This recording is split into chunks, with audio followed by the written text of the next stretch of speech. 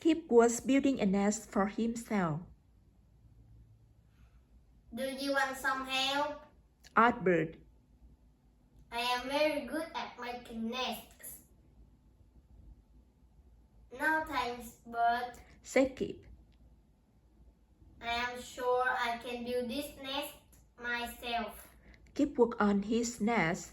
He didn't really know how to build one, but he did the best he could.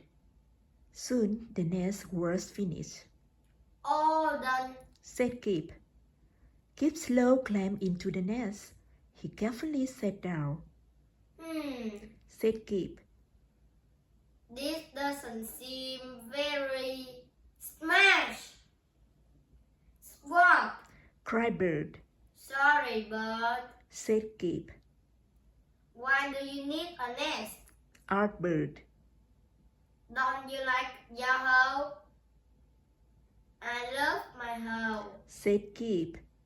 But there is a problem. The two friends went up to the hole, but looked in and saw the problem. Kip! She cried. Your home is a mess.